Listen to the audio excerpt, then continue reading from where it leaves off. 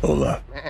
That thing doesn't understand a word you're saying. We're talking. The Minecraft movie is finally out, with huge hype around it and a massive global fanbase ready to see their favourite blocky world hit the big screen for the first time, including me. As of April 2025, Minecraft is being played by over 204 million players every month, with approximately 20% of them being under the age of 15, so around 42 million young players, giving it a very strong presence in this age group, especially since many of them are playing Minecraft Education at their schools. I've been playing Minecraft for a few years and now also watched the film. So, was it any good? And did it carry the weight of such an influential game in the eyes of a younger player? We'll get to this, but to justify my review, let's break the movie down to a few parts to see how it's performed against the actual game. Firstly, the story. Was it true to the game? To summarise Minecraft's game concept in 2 lines, in the game, there isn't really a set story. You just spawn in a huge open world and start collecting blocks. You gather materials, build tools, fight mobs, and eventually, if you want to, go to the end and battle the Ender Dragon. It's all about creativity and freedom of choices. The movie takes this idea and turns it into an actual story with a beginning, middle and an end.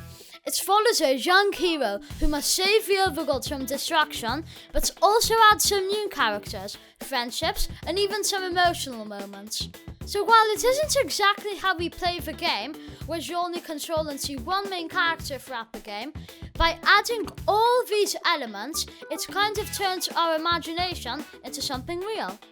The new characters are introduced very early in the movie, each one of them having their own problems in the real world. You would have expected that they would be provided in the story with the opportunity to escape from their real world problems and jump into the overworld voluntarily. But the story is literally dragging them all in, except from Steve, who went in following his passion for mining. Now about the actors selection. I didn't really know any of the actors before or had any knowledge of the films, but the 2 main characters have already starred in. I guess it was probably the same for a lot of you, seeing these actors in a movie for the very first time. Jack Black has played in a number of family films over the years. In his roles, he is usually loud, funny and full of energy, and he's also bringing this energetic and fun personality to the role of Steve.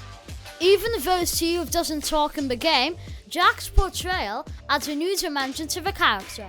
Jason Momoa is known for his roles in action-packed movies like Aquaman, Conan, Fast and Furious and Game of Thrones, to name a few, so it's interesting to see him in this kind of movie. It seems that there's a pattern there where quite a few tough-looking Hollywood actors have occasionally starred in a light, family-hearted film, breaking the image of the always tough guy and trying to show a much more humorous side of them.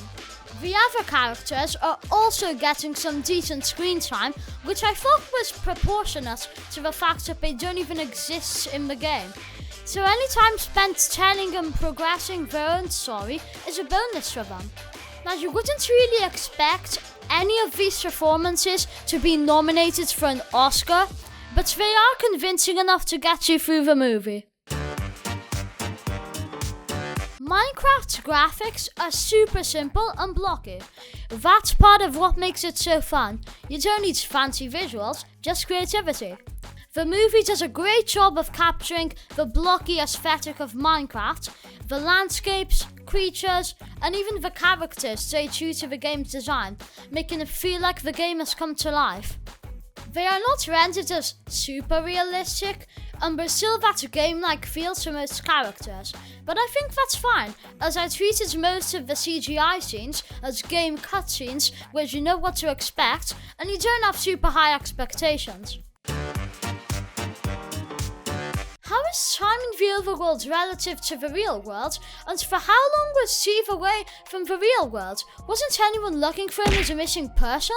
Did he age at the same pace in the overworld as he was in the real one? Could he live an immortal life in the overworld, similar to a game character that never ages a day in the game's environment? Characters transition between the real world and the Minecraft universe through portals, but the movie doesn't establish consistent rules for how these portals operate. For instance, Steve's dog Dennis manages to escape with the orb and crystal to the real world, but the process and reasoning behind this event remain unclear. The Orb of Dominance is central to the movie's plot, with the antagonist Malgosia seeking it to control the overworld. However, the movie doesn't delve into the origin, capabilities, or limitations of the orb, leaving its significance and the stakes involved underdeveloped. Steve, originally portrayed as a former doorknob salesman, quickly adapts to the Minecraft world and assumes a leadership role without a clear progression or explanation. This rapid transformation lacks depth and doesn't align with the character development typically expected in such narratives. Garrett, the Garbage Man, is supposed to be this video game champion from the 80s, and a big part of the film is built around him and his financial struggles, which is completely unrelated to Minecraft. But how does he contribute to the story in a way without his special skills the team wouldn't have been able to win the fight against the piglets? While it's up to a player to pursue the route of finishing Minecraft by collecting all the necessary items, crafting weapons, and building portals to get you either to the Nether and fight the piglets, or to the end and defeat the Ender Dragon, it's felt that there should be some sort of reference to the Ender Dragon, as opposed to only having to win a battle against the piglets. Considering this movie's potential box office success, a sequel is probably already underway, and we might have this ending on Minecraft 2 or 3. Who knows? So, after all this, what's the final verdict? Well, I think it was awesome! The Minecraft movie might not be exactly like playing the game, but that's okay. It turns the world we all build into a real story with characters and action. And for a kid like me, who loves Minecraft and watches movies with a big bowl of popcorn, I thought it was a really fun ride. Would I watch it again? Yes. Would I change anything? Maybe add a creeper dance-off scene, but that's just me. So what did you think? Let me know if you liked the movie, what you would have changed, and if you think there's gonna be a sequel anytime soon.